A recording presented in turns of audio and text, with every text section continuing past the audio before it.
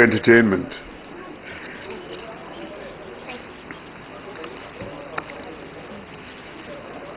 Good evening.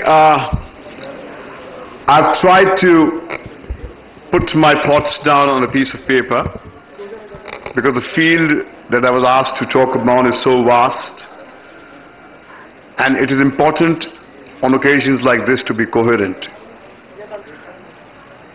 I am just for convenience up here on the stage speaking through this mic.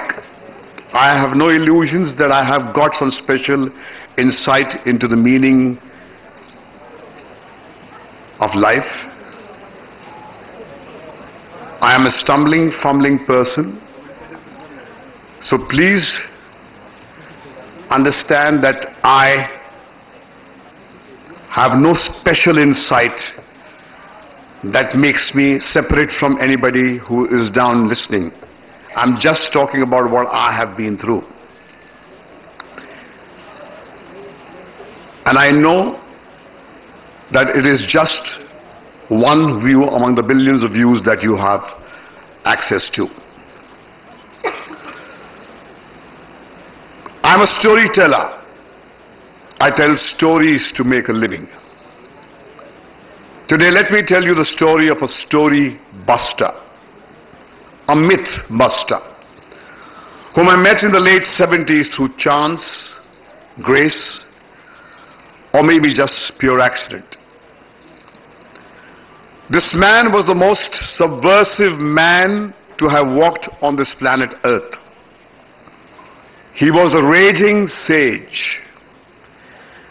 He made me realize that man's greatest treasures lie within the innermost cave of his own heart, which he fears entering. The man's name, my friends, was Uppaluri Gopal Krishnamurti, a phenomena whom I affectionately called UG. Those were the days of living dangerously. Those were the days of reading Jonathan Livingston Seagull, listening to John Lennon, and taking LSD. It was LSD which had initiated me into the world of spirituality. It was LSD which had given me and the entire generation of flower children a taste of the mystical. It was the desire to relive this chemically induced experience which had hurled me into the bylanes of the spiritual super bazaar. It was my hunger and my thirst to make these exhilarating experiences that I had lived through with LSD permanent, which took me to the doorstep of Bhagwan Sri Rajneesh, the man who dared to play God, the man who assured me that if I meditated and became his devotee, I would one day achieve this dream of making my mystical highs last forever and ever and ever.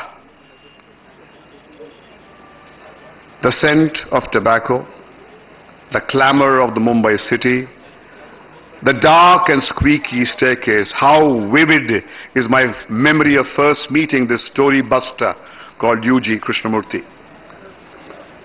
His face slowly eclipsed everything around me.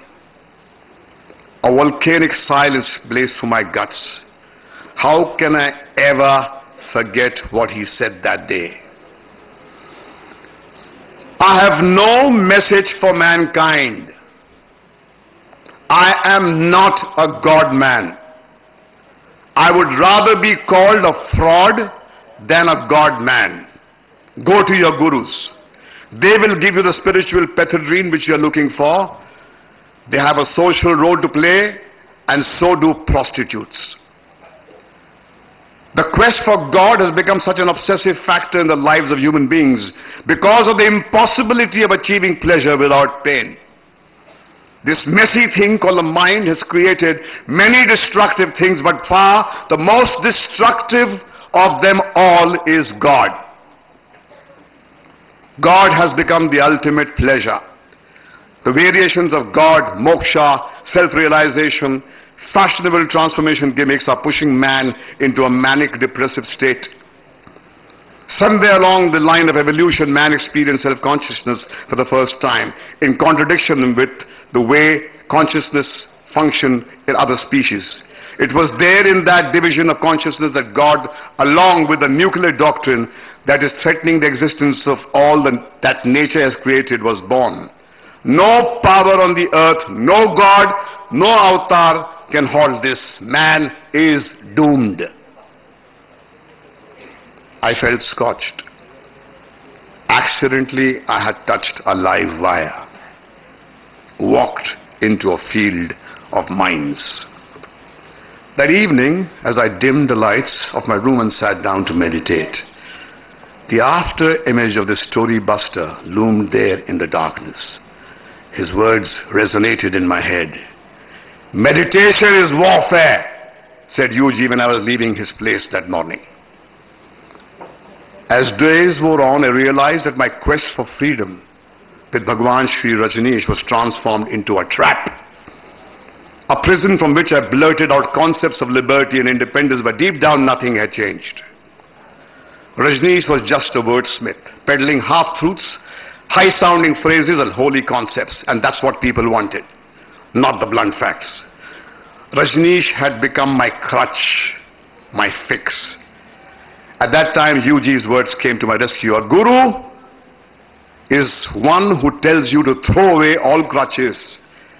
He would ask you to walk, and if you fall, he would say that you will rise again and walk. A guru, he said, is the one who frees you from himself. And that's what I did.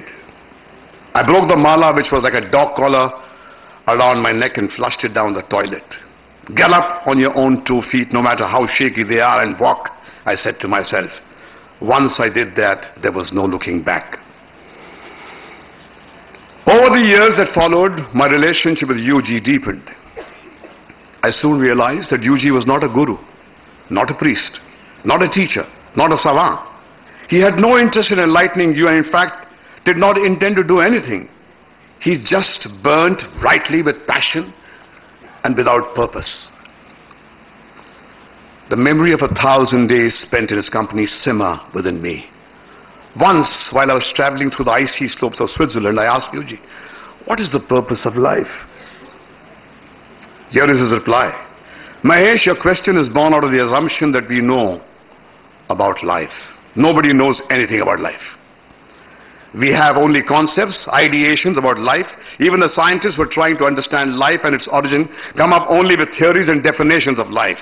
You may not agree with me, but all thought, all thinking is dead. Thinking is born out of dead ideas. Thought or thinking mechanism trying to touch life, experience it, capture and give expression to it are impossible tasks. The meaning of life is life. Life may have its own meaning, it may have its own purpose. Once, a very old gentleman, 95 years old, who was considered to be a great spiritual man and who had taught great scriptures to his followers, came to see Yuji in Bangalore.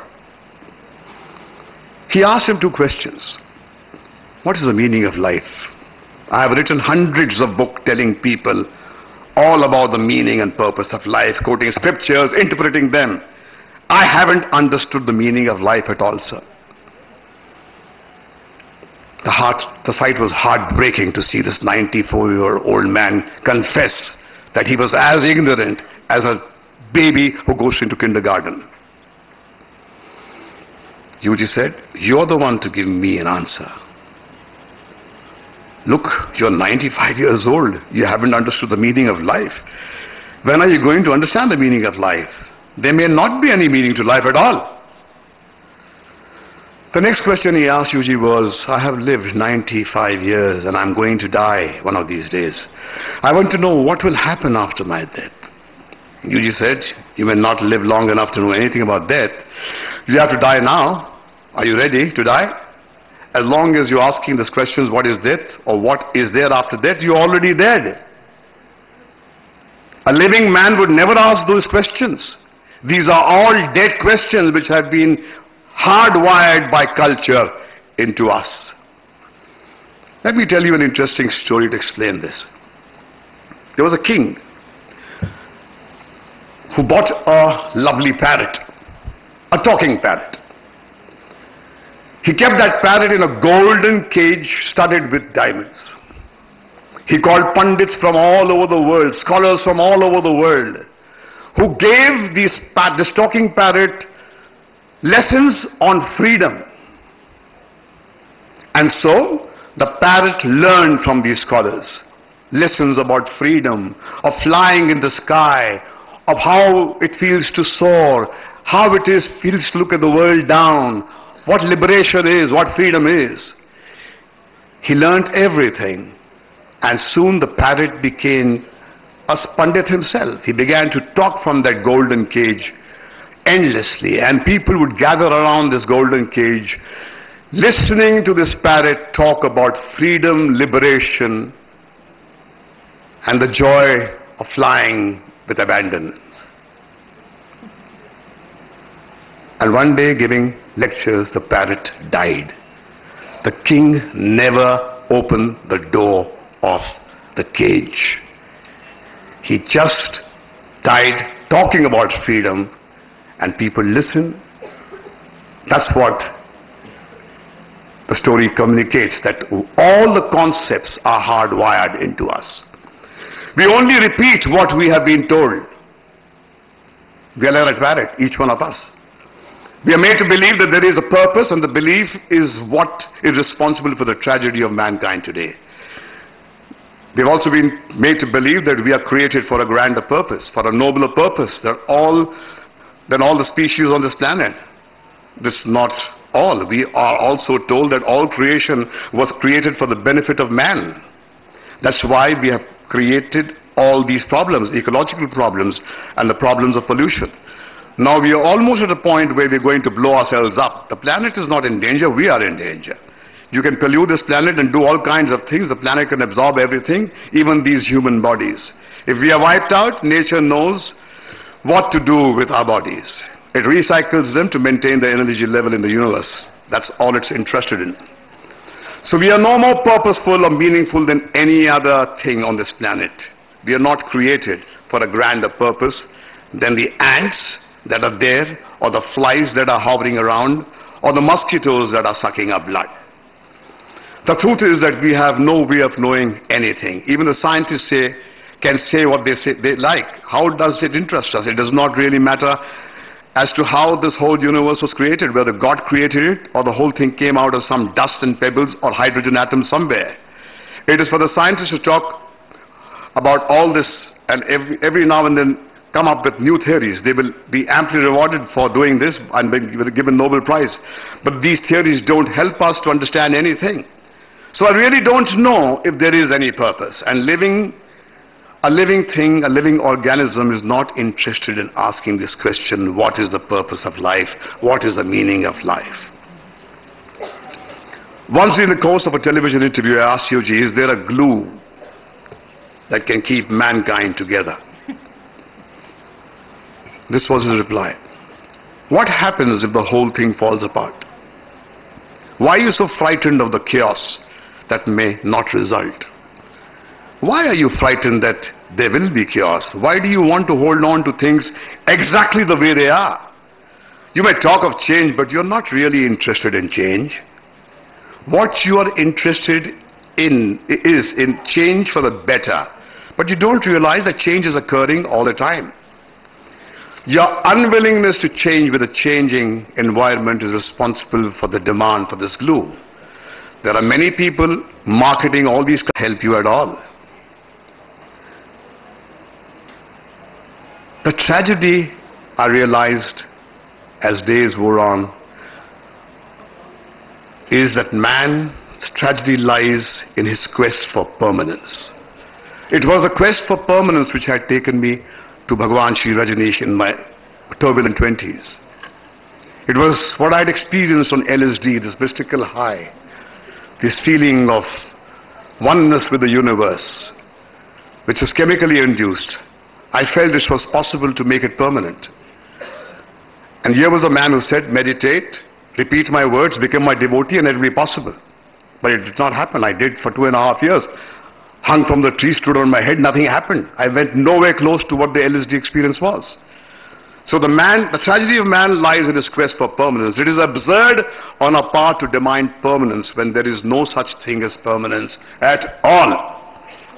Religious people sell us these goods in the marketplace and make us believe that they have some way of satisfying our demand. Although they talk of impermanence all the time, they are suggesting that there is a way that things can be made permanent. Nothing is permanent in nature. It's all right to write of transience, to discuss the concept, but when man is face to face with his own extinction, he is not ready to face the fact that it is going to come to an end. As far as this living organism is concerned, there is nothing permanent. But the body knows that when it dies, it will dissolve into elements and become, in a way, permanent. It will continue. But this entity will not. The entity will go. And what man is interested in is to keep this entity going.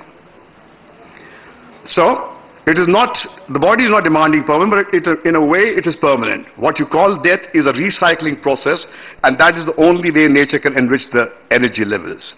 In a way we know that we are coming to an end. That is why we have invented the life after reincarnation theory. Your quest, your religious quest, is your quest for permanence. You know that things are not, this party is not going to last forever. And there comes a holy man, he says, not in this life, but next life. This entity will continue. So you fall for that story. As I told a devoted Catholic Christian cardinal in the Vatican, that if the narrative of Christianity ended with Jesus on the crucifix, Christianity wouldn't be a multi-billion-dollar industry. It is the theory of reincarnation, of resurrection, which has made it so popular, because that's what you want. You want to go on and on and on and on. And anybody that tells you that fairy tale that you can go on or says it's possible, you would latch on to him. While every now and then something within you says that it's not working. You would rather believe the fairy tale than confront the fact. As I keep on saying, if the map doesn't tally with the ground, the map is wrong, not the ground. You have tried every creed in the book. Why is it the answers that are provided to you by the scriptures, by the teachers, are not working? Something is wrong somewhere. Maybe the answers need to be questioned, and that's what I did. And I came to a simple understanding that permanence is now, life is now, live now. This is the only thing which is permanent. Me talking to you, you listening to me, this is the only thing which is there. In 2007, U.G. Krishnamurti, this man, the story buster, died. And I remember he died in this fascinating, beautiful place called Vallecrosia in a villa. He asked everybody to leave, his friends who used to come and listen to him, and he asked me to come and say, I want to go like an animal goes into a corner and dies. I want no life-supporting systems to be fixed into me to keep me going. I want to go unsung, unwept, unremembered. And then I heard the last discourse of U.G. Krishnamurti, which took 8 days. And that is what is a classical discourse on management. Just 2 days before her 40th birthday, my daughter said to me, Pooja, that if I have to go, I would like to go the way UG went. He made sure that he paid 4,000 euros to me and said, take care of the funeral costs, making sure that he's not putting his hand into anybody's pocket to bear the cost of his exit from this planet. He said the world does not owe me a living. In fact, I should go unsung, unremembered, unwept. In fact, make it a point to see that people don't even know where you throw my ashes. And then He lied down in a corner and instructed me to take his shoes and put it near the door because he was a guest in that house. Take his jacket, put it on a chair because he was a guest in that house. Take his passport because he was an Indian and keep it in the pocket and take it with me and have it cancelled.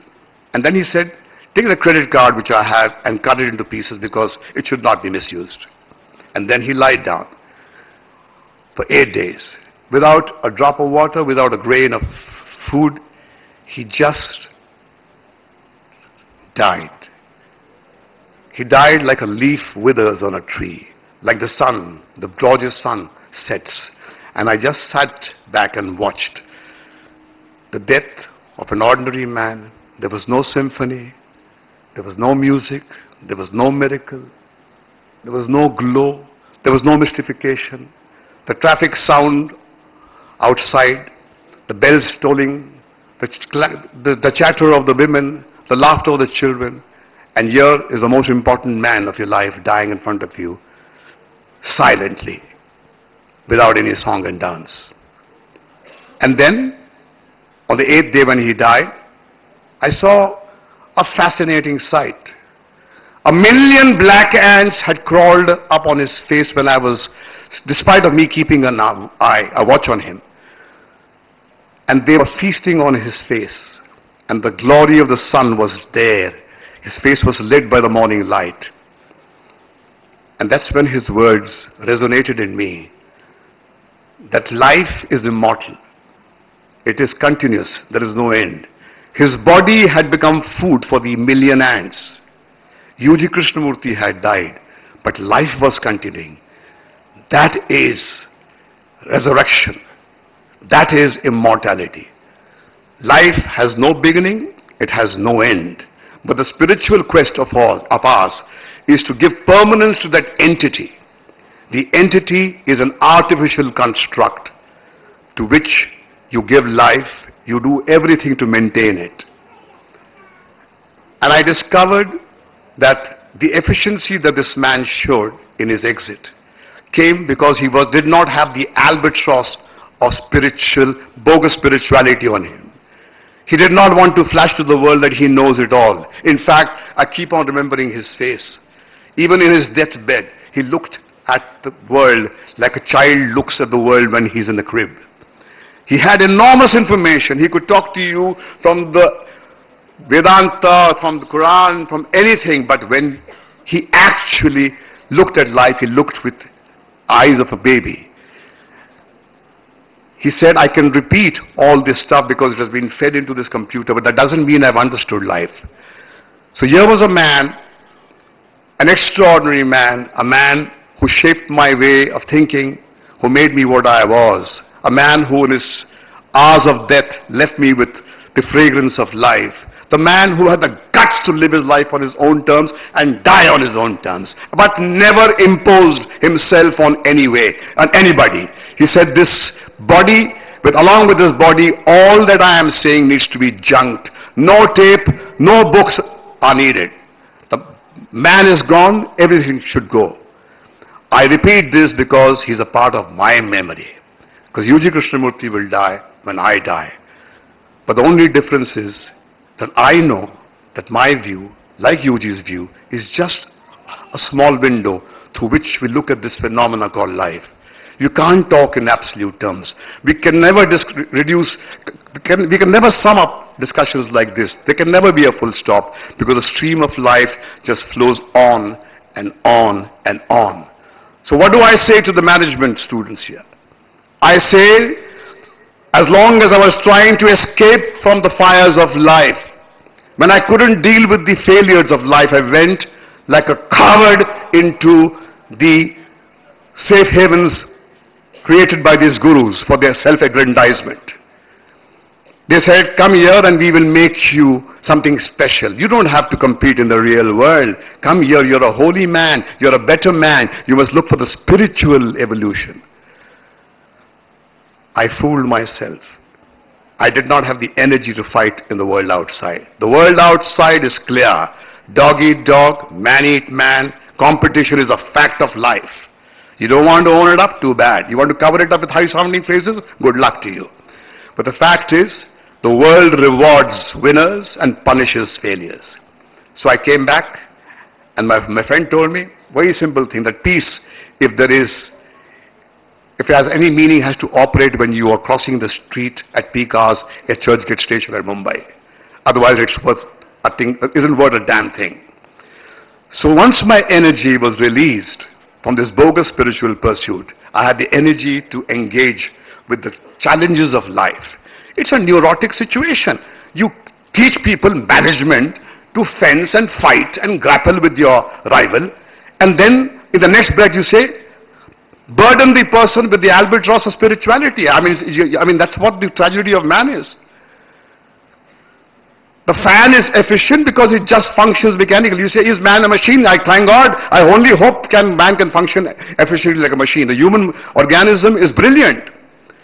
So I would say, while you need all these phrases, you need all these cultural inputs to become a somebody in life, the fact is, all education is to compete.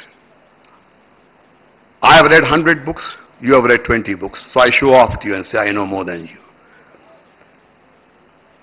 Knowledge is used as a tool of power. That is too obvious. So my humble request to you is, while you go into the mainstream of life, remember one thing: the world judges you by the standards that they have set since the dawn of time. When you play the game of chess, you don't ask, why does the knight move this way? Why does the king pawn move this way? If you're playing the game of chess, you play to win. And once I did that, I got more efficient. I had more energy to deal with the problems of the world. Within that, there are do's and don'ts. There are ethical codes within that. You have to stick to them. There are traffic rules within that. But to find answers through spirituality to resolve your problems of your day-to-day life is an absurd quest. Once I abandoned that quest, I was better off. I became a somebody because I had the courage to go and face the fires of life and deal with the highs and deal with the lows. This is what I share with my children. This is what I share with you. But as I said, my view is just one of those many views. I have no illusion that what has worked in my life will work for somebody else. Maybe it works, so I sing my song and I go. I will never say, make that into a national anthem. Thank you.